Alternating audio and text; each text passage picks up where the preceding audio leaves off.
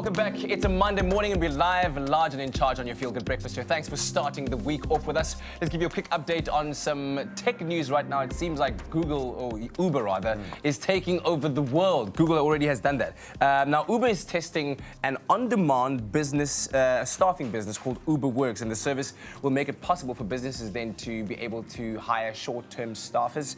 And Brian is here to explain exactly how this is possible, the opportunity in this kind of business model, and what Uber is actually trying to do. What's the big mission here? So that's definitely the talk in the tech town this week. Yeah. This is a pretty interesting report, and this, for parity, is coming ahead of Uber's plans to become a public company, so listed shares on international exchanges.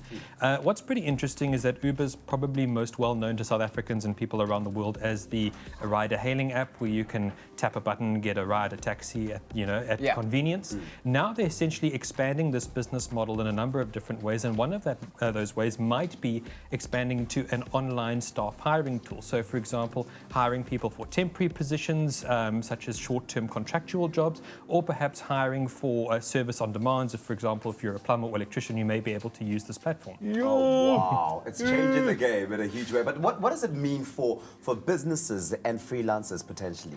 Super. So specifically for Uber, this is now an extension of sort of their product categories or their services that they bring to market.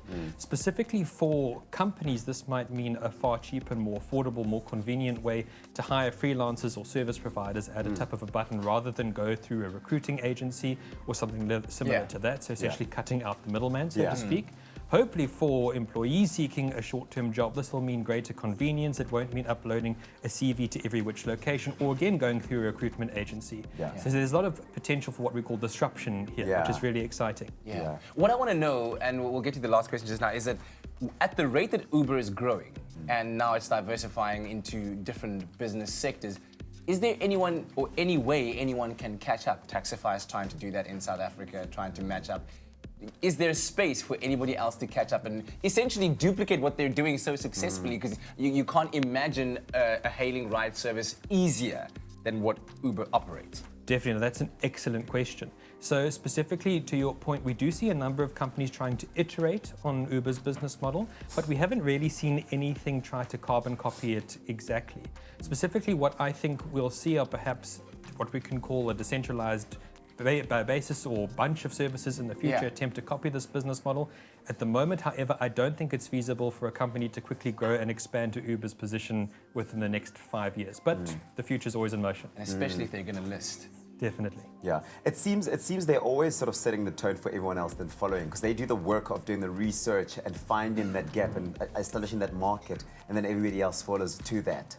Definitely, and that's what we see often repeated throughout technology companies, is that for one will develop a proprietary service or product, and then thereafter we see what's called a lot of iteration, where different companies will trial a similar kind of service, perhaps with a different focus, and we might all end up using the competitor's product eventually because it may be better. But there's definitely always a forerunner that trials new and interesting technology. Google Drive, anyone? Maybe? No? Brian, thanks so much, man.